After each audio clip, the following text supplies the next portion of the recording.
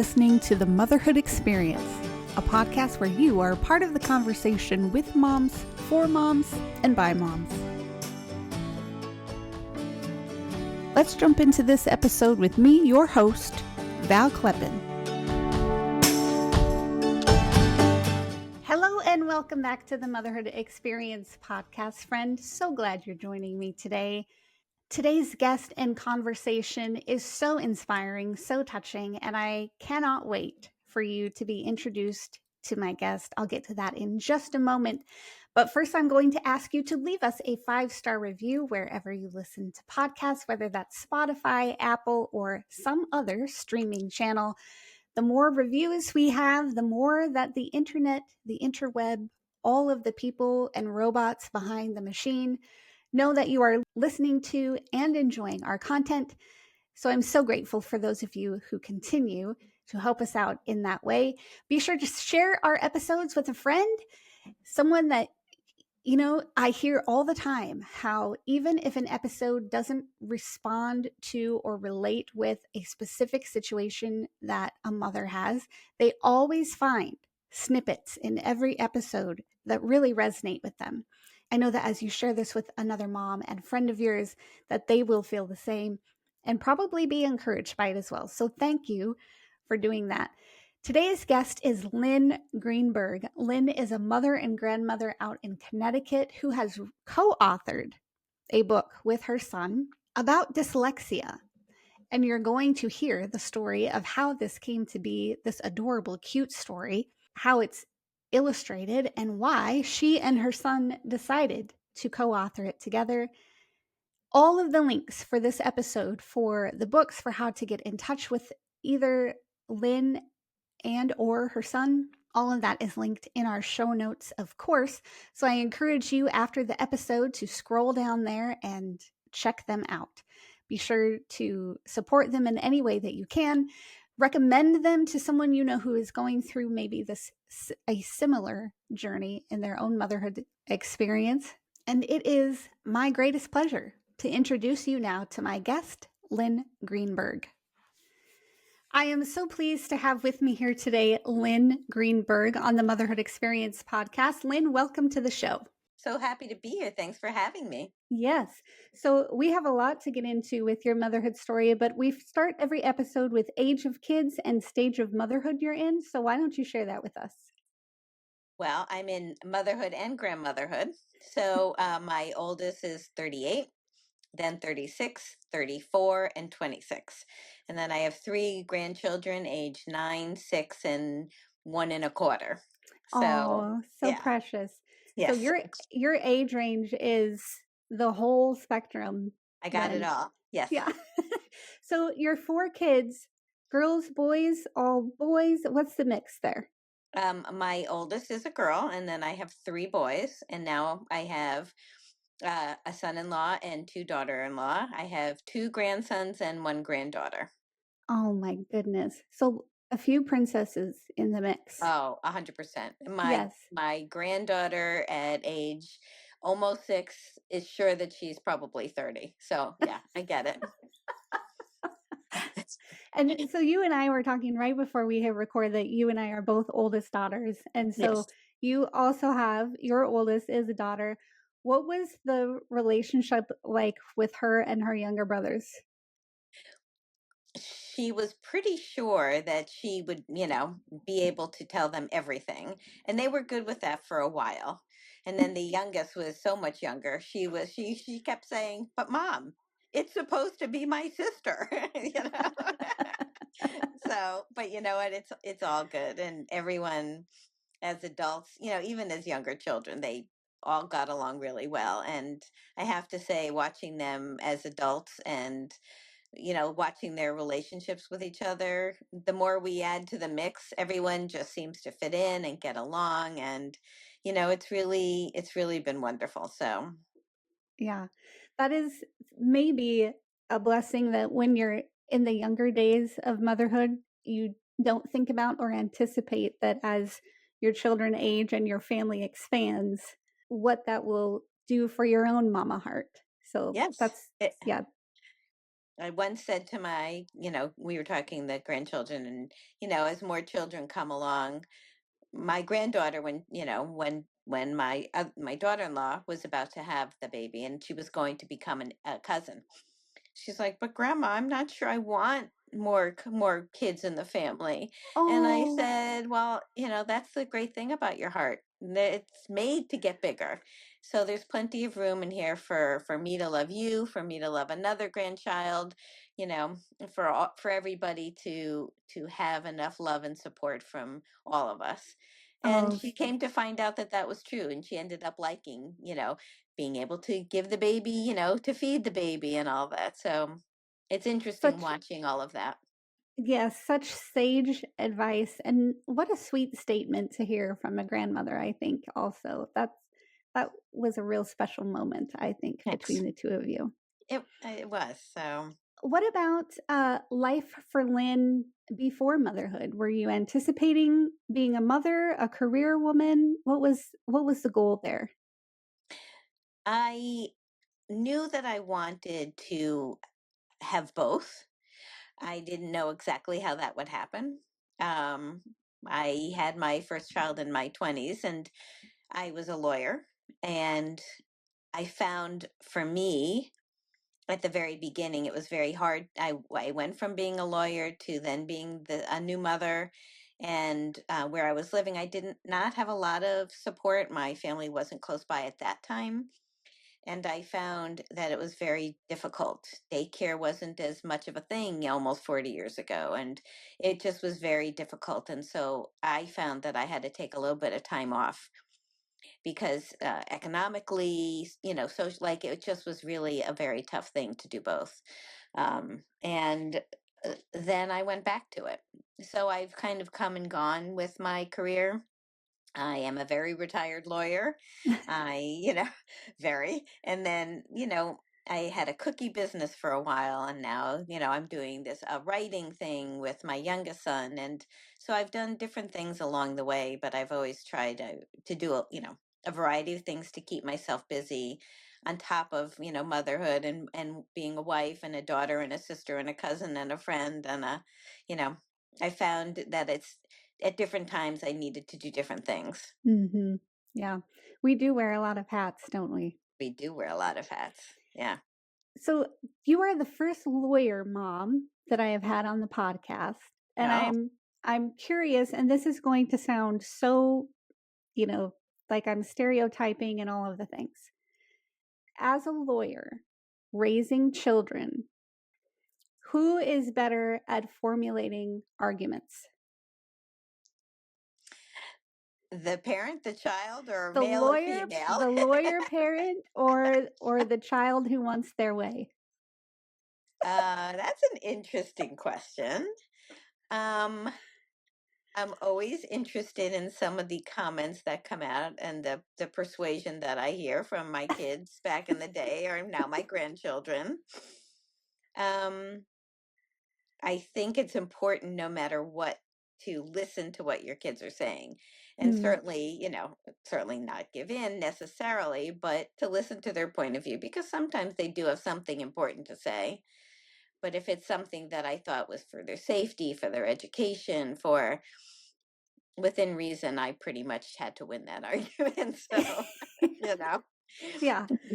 No, that was a great answer. And of course, the parent probably always wins. It maybe not in the way they anticipated at first, but I Exactly. yeah, but that was a wonderful answer actually.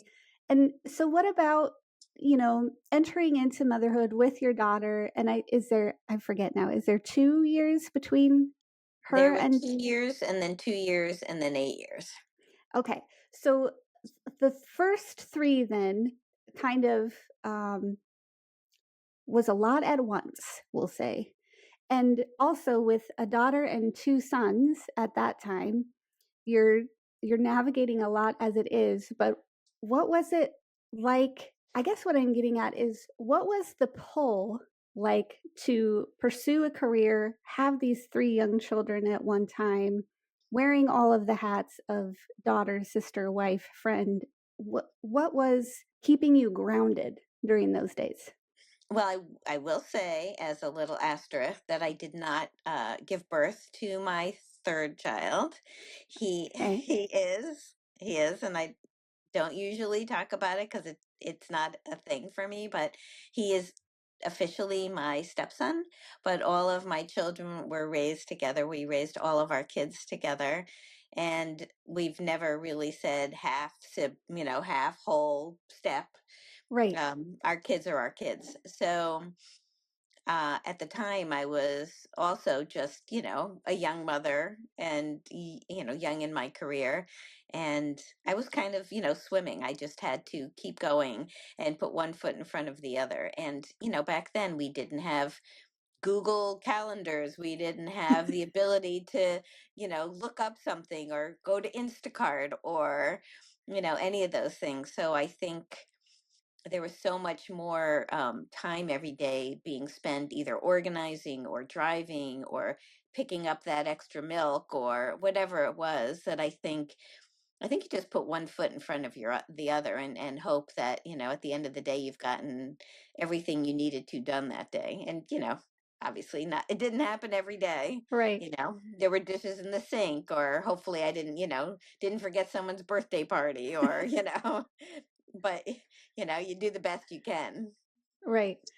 So then the age gap, first of all, I want to go back before I move on to that. I love how there's no distinction. Your kids are your kids. I love that so much. And I feel like we do kind of live in a day and age where there are lots of labels and categories and subcategories and all these things that we pigeonhole people Hmm. in, but family is family. And I think that's such a beautiful sentiment that you shared there. Is that something that you and your husband Yes. just discussed, or did it just happen naturally?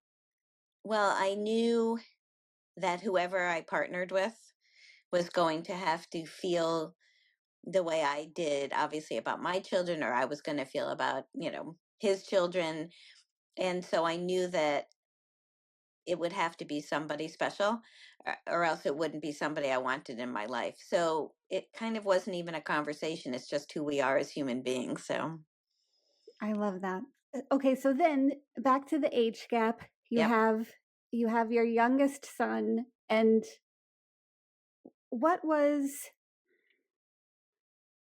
I feel like in a lot of episodes I kind of really drill down on this where the birth order tends to repeat in families. So Mhm. there's an oldest, middle, youngest, and then like the fourth child is the second oldest as far as Yeah. personality and traits and such. So you have this age gap, but it's your fourth child, which is your second youngest, and there's a lot of numbers thrown out in there.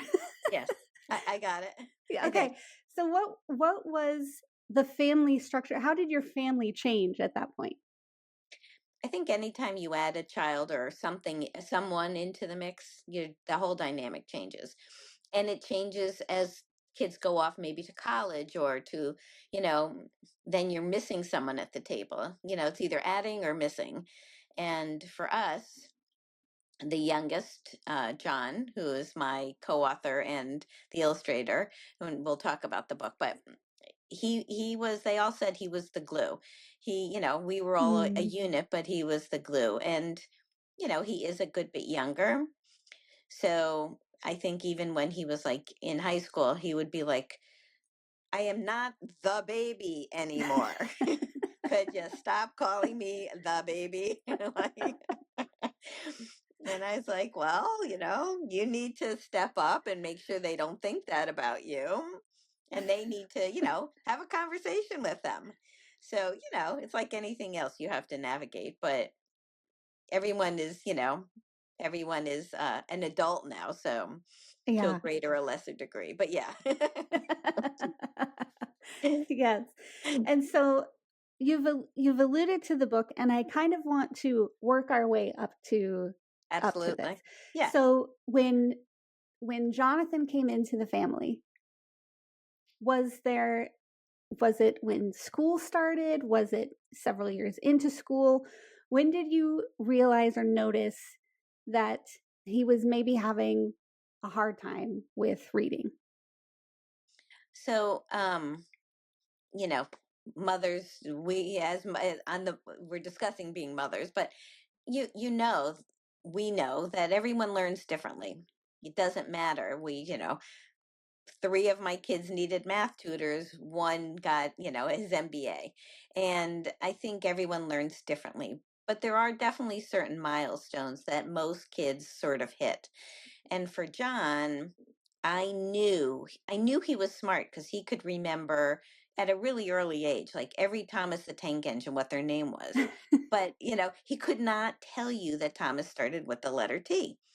And he didn't want to, Sesame Street was a really big deal. He would not watch it, didn't want to sing the, ABC song. Like, I knew there were things about him that just weren't jiving together. I could tell he was smart, but knew that there was something going on. And, his nursery school teachers would be like, "Oh, he's not that smart. He's a boy." And I'm like, "No, that's not true. I know it's not true." And I actually had to keep asking questions and pursuing it and talk to people because, as I said, computers weren't as big a deal. I couldn't Google Mm. it. My little dial-up computer took forever.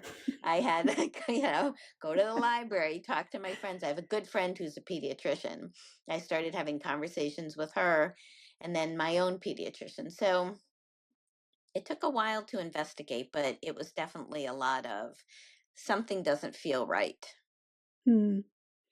And was it affecting maybe his mood or attitude and, causing issues with communication within the family or at school in that respect as well? Well, I think it's also important when you say, you have to kind of be observant. I think it's important to not just, you know, see what's going on, but hear the nonverbal cues. Like Yes. in kindergarten, his teacher would say, he's acting out, he's getting up, and and I'm like, that's not John. And so I was wondering, like, what's bothering him? Why is he feeling the need to get up and wander around the class? What are they doing that's upsetting him? Well, it was, during the ABCs. It was when they were doing Mm. their letters. It would be when the teacher would ask a question and he couldn't see the word on the page as he started getting older.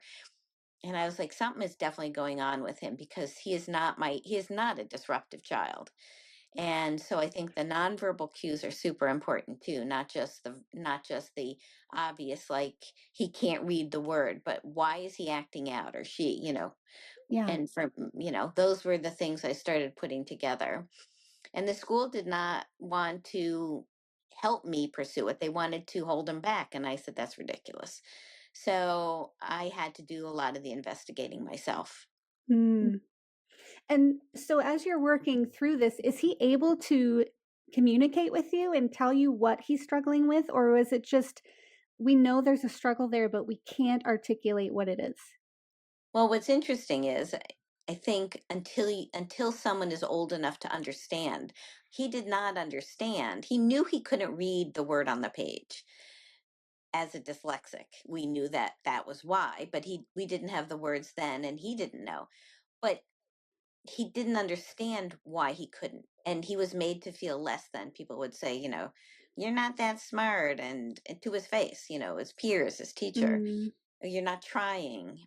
So he didn't really understand why there was a problem. He just thought it was his fault. And it was very upsetting to Yeah. him. And he needed, once I went through the whole process and had him tested because the school wouldn't do it, I had to take him to someone.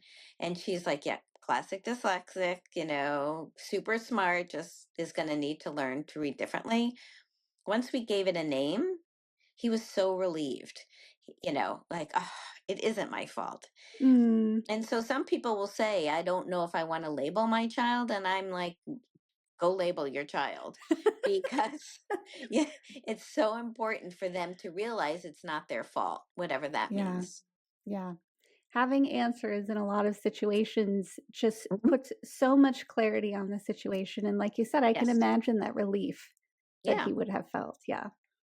So I'd like to take a step kind of out of the your motherhood journey in particular and explain a little bit about dyslexia because I think a lot of people hear it and think, oh, people just see letters switched around. But it goes a Yes. lot deeper than that. Can you kind of walk us through what dyslexia is to people who suffer from it? So, like anything else, there are, greater or lesser degrees of being able to read. And yes, it is sometimes that your brain sees the letters like backwards or forwards, sideways, but what it really is a processing problem. It's how you hear it and how your brain translates it. So it's not even actually how you see it. Mm, So there were studies done by the Shaywitzes at Yale, and they once they could get the technology, they do these what they call functional MRIs. And so for a normal reader, parts of your brain will light up, like in the front and in the back. For a dyslexic reader, those spots, one of those spots will never light up correctly. And so what the dyslexic needs to do is a different way of learning how to read. And so it totally bypasses the spot that won't work. And so John reads as well as anybody else, better than some, but he will never have part of his brain light up the way maybe yours or mine might. So I think what's important is to understand that everybody who is dyslexic, if given the right tools, can learn to read like anybody else, but they're going to have to learn how to read differently. yeah. Yeah. Thank you for expanding on that a little bit. And so back to John in his case, once you had, confirmed classic dyslexia, as you were told, did you have to go back to the school and then work with the school on a plan for him? Or at that point, were they willing to kind of take the reins? What was that like?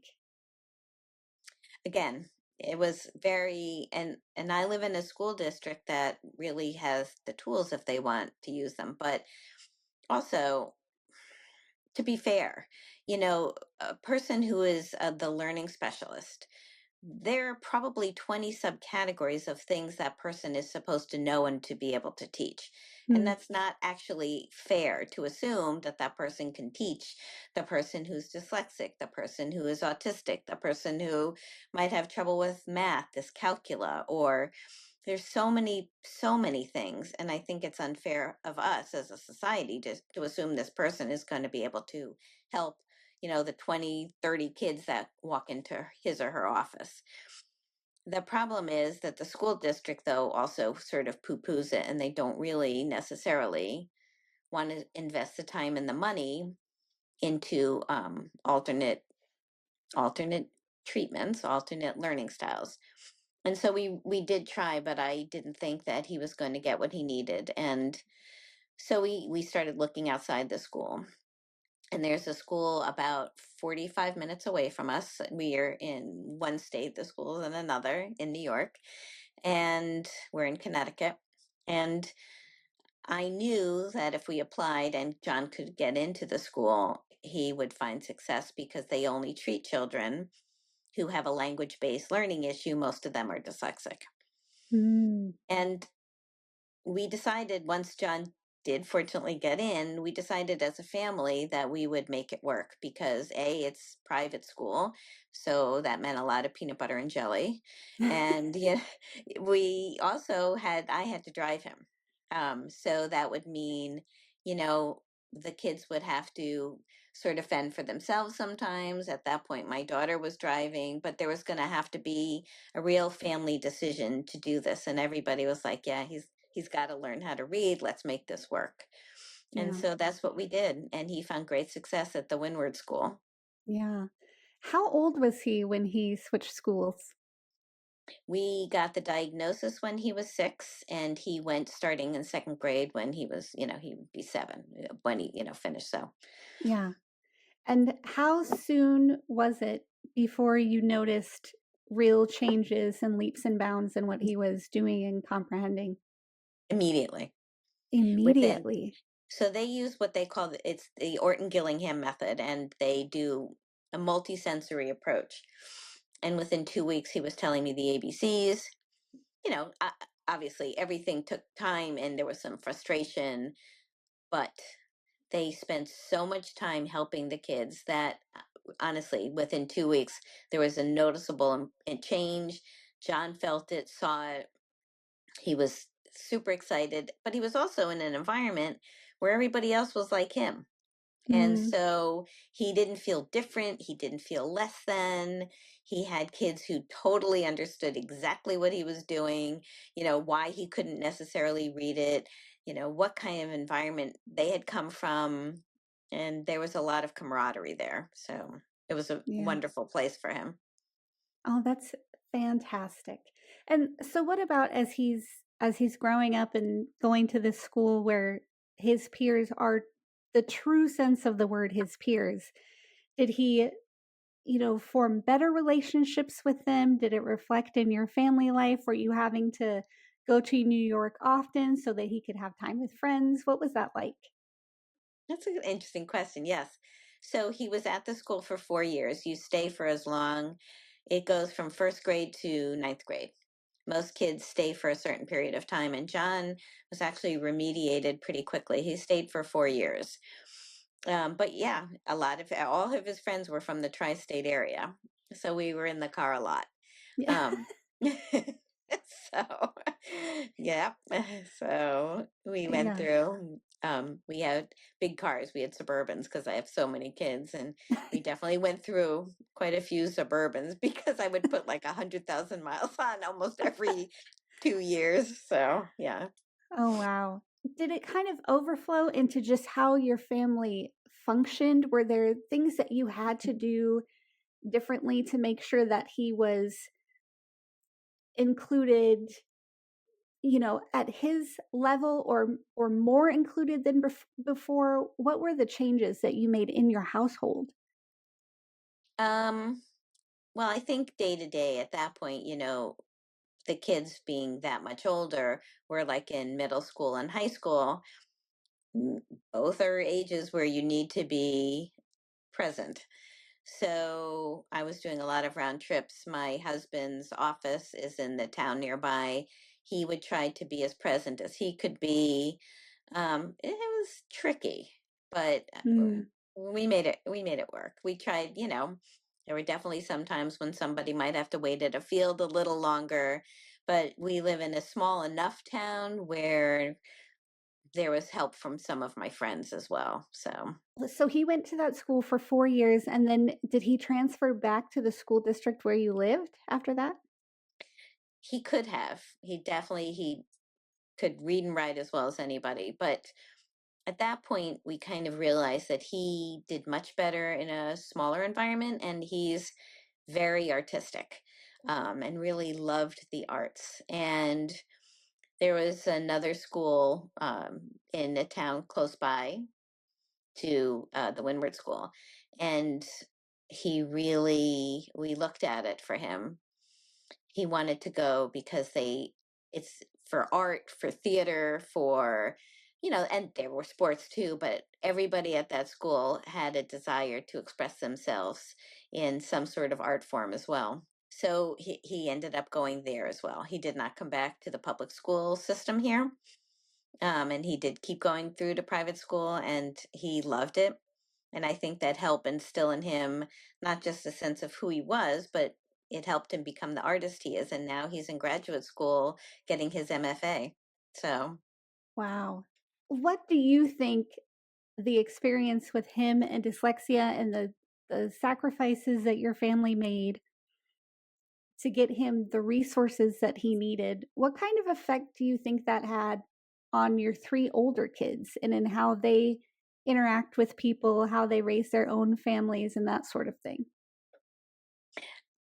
I think because he was always the younger brother, I think, when they were in the middle of their own teenage angst, they didn't necessarily always understand. But I do know that they saw their brother going through a hard time, and then feeling so much better about himself and learning how to read. And I think honestly, it brought all of us together. in a different way. It made us all like have to work together, to plan together, to be more empathetic to people who are struggling. I think it has made, my daughter has two of my grandchildren, and she's a wonderful mother. The kids are so expressive, and they do a lot of their artwork and their different things. I think it's made her an understanding, patient mother. Um, my middle son is just has a baby, same thing. I think it's made him an empathetic and nurturing, not that he wouldn't be, but I think it's brought something to the parent party for them. Yeah. And this question may seem a little outside the realm of the discussion here, but it's something that I'm going to ask because there might be a mom listening who does feel this way. And so I'm curious if you dealt with feeling this way. Was there any point in maybe the earlier years as well when you were observing something was like he was just really struggling and you didn't know how to help him? Was there any point in time where you just took it so personally and felt like it was a shortcoming of your own, or that if only you could, do you know what I'm saying? I think at first, I didn't know anybody in my family who was dyslexic.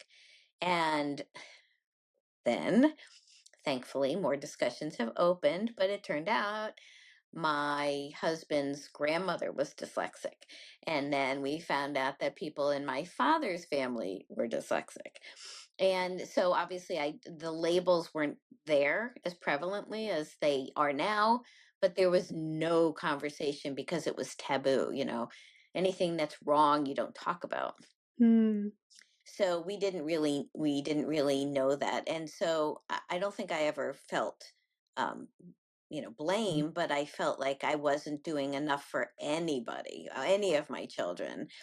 I felt like it was very difficult. I always felt like I should be there more for each child. I should be there more for my husband, for myself, for I just felt like a lot of times like it was never enough.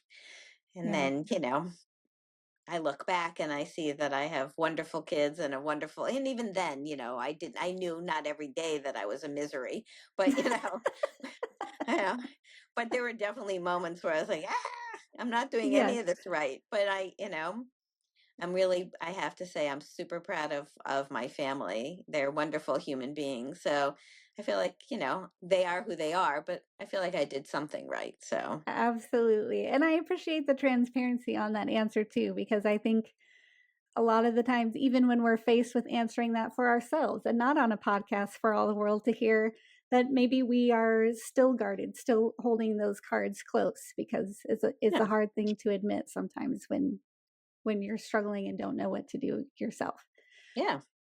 I would love to know what brought about, or whose idea was it for you to write the book and John to illustrate the book, and then we'll get into what the book is and how it fleshed out.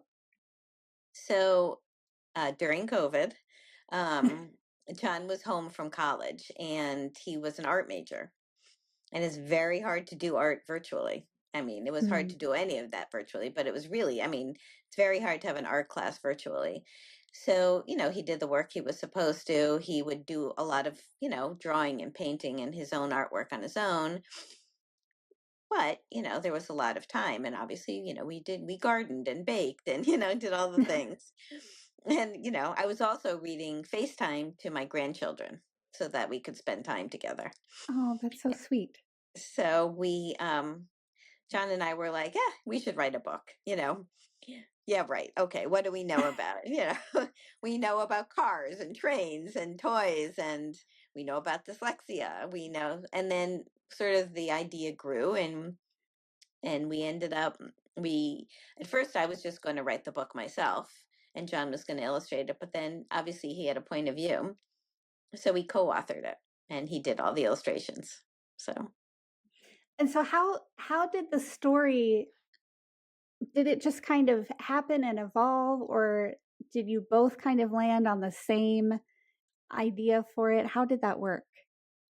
Well, as I had said before at the beginning, John was always like interested in like trains and cars. And so we thought, most kids love that kind of stuff. And then also being dyslexic, left and right definitely also was a thing. And when he was little, it's going to be backwards here, but he could never get his left and his right. So I told him if you put your left hand up, it makes an L shape. So we had, that kind of thing going. Okay, so we like cars and trucks.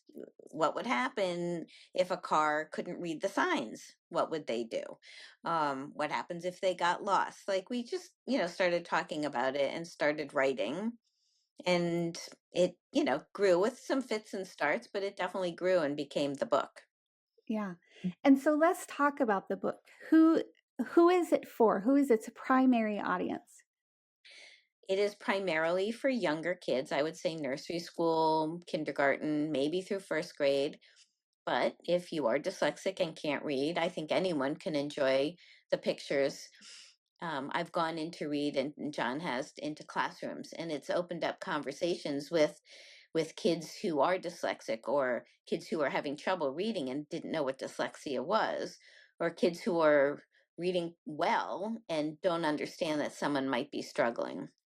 It might be for a parent or a teacher or a caregiver who doesn't have the vocabulary. And it's been interesting to see how many different kinds of people have been so receptive. And for John, he wanted to make people who were dyslexic, let them have something positive to see themselves in, to see Mhm. that, that dyslexia is a superpower. It's not a less than, it's a superpower. And that's how Robby the Dyslexic Taxi was born. I love that so much. And especially, you know, Here's Robby. oh, oh my goodness. There's So Robby. precious. So Yeah, precious. thanks. And we actually won a book award. So it's been a surprise, a really amazing surprise. It's been very well received. Yeah. And are there plans to create more characters or more stories? Like, because this is Yes. when you've seen how it relates to so many different people and how it opens those windows of opportunity to either explain the situation to them or help them understand their own situation. Did it kind of give you more ideas that it doesn't have to stop with Robbie the taxi? Well, I think originally we were like, let's just see what happens. And so Robbie works at the Creative Cab Company. And we have, as I said, we've had such a positive response that we actually are writing a whole series now, with neurodivergent different characters, and all the characters will be there, but we're adding new ones. And actually, the next book is probably coming out in June, and this character will have ADHD. That is so phenomenal. And what a way to empathetically reach these audiences, especially of kids who, when they hear maybe their parents talking about it with their doctor or with specialists or with their teachers, it's still kind of above them and they're being talked about instead of addressed personally. What Yes. a tremendous way to get in front of them and help them understand their own situation.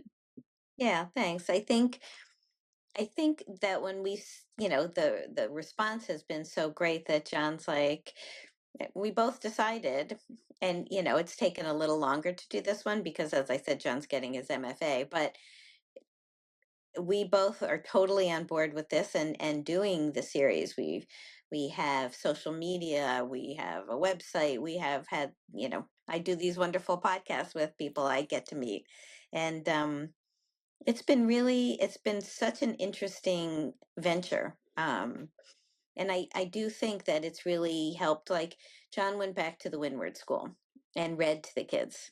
And we get to do that sometimes, but he went to the school where he was, and the kids treated him like a rock star. It was so great. They were following him around and, can I have your autograph? And, we read the book, and then they're like, are you doing another book? Yes. What's the next book about? ADHD. Yay! We have ADHD too. So, because there are a lot of what they call comorbidities. Yeah, So, someone with dyslexia might have ADHD or might have trouble with math, or, you know, there's often not just one thing, one neurodivergent issue. So, right. I think if we can reach as many people as possible and have them feel good about themselves, that would be wonderful. Yeah, absolutely. When you were in the thick of it in those young years with him, did you ever suspect or think that the path would lead you to something like this today? Not necessarily to this book, no. I knew John. I could see his thirst for reading and for when he had the ability. Once he had the ability, like when he was little, we would read together all the time. And then when we were driving to Windward back in the day, they didn't have things like Audible, or so I had actual books on tape. And, we would listen and I would stop him and we'd talk about it and ask questions. And he always loved books. So I'm not totally shocked, but I am a little surprised. But his artwork was always amazing. So I knew he would do something with that. And he put two passions together. So, and his artwork is amazing, but he has different things. He does the book, but he does different things for school. So he's exploring all those things as well. Yeah. And I, I just love how you took the initiative and dove headlong into finding the solution to help your son, sure, but in really advocating that he lived up to the potential you knew he had, that you were not dismissive because the school was dismissive, and that you were not, left wanting because it couldn't be addressed in this situation or whatever. Just a mama's heart and drive to get to the root of the issue so that the fruit can come. I think that I'm not going to say it's always easy, right? But I think it's really, really important to go with your gut and to not stop, because there are a lot of talking heads who will tell you something. And I will say that if it doesn't feel right, don't don't stop. Don't just listen to what they're telling you. Really wait to and keep investigating until you find an answer that really feels like the right one for you, for your child. To me, kids are such an amazing gift, and they didn't ask to be here. So when we put them here on this planet, we have to do everything we can, in my mind, to help them get to be the kind of adults that we know that they can be, that they have the right to be. Yeah, I agree. I agree wholeheartedly. And so if people want to learn more about you, Lynn, more about John, more about these books, this Robby the Dyslexic Taxi, but also the ones coming up in the series yet, what's the best way for them to stay in touch with you, to find you, to learn more? Well, we have Creative Cab Company is who we are. We have all sorts of social media. We're on Instagram and Facebook. We're dipping our toe into TikTok and Book Talk and, YouTube and other things. We have a wonderful website where you can reach out, and you can reach out to us in any of these ways. But there are places on the website. Obviously, you can DM us. On the website there are also like activities like coloring pages, and you can find out a little bit about dyslexia. You can see, I'm obviously not a professional, but I do bring some experience to it, and so does John. But we have information, and we have more news about what's coming up and how you can buy the book and where you can buy the book, which is, like Amazon and things. But go to our social media and go there, and we would love to hear from you in any way. So we hope to hear from you, hear what people have to say. Yeah, and just for the listeners' sake, all of those links will be in the show notes for this episode for Lynn. So if Thank you. if you're driving right now or you're at work and you can't get to it yet, we will have those linked. So be sure to check out the show notes. And then, Lynn, what would you say as a mother and a grandmother now to a mom who today finds herself with this young child who she can see has so much potential, but she just is observing like there just needs to be a tweak somewhere. What would you say to her to encourage her? I would say, first of all, go with your gut, but also find your people. Find other people, like have conversations. There really is no stigma. Your child might be, learning differently or approaching the world a little differently, but that's not a bad thing. There are community groups, there are Facebook groups. I mean, all these possibilities out there that weren't there before.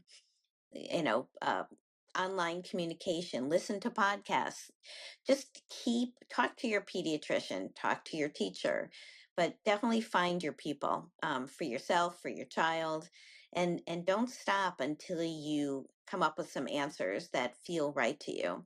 It's not easy necessarily. It might not be the first thing you try or the second thing you try, but it's out there. There is an approach that will be helpful out there. I love that. And yes, you are not alone, which leads me to another question I would love to know.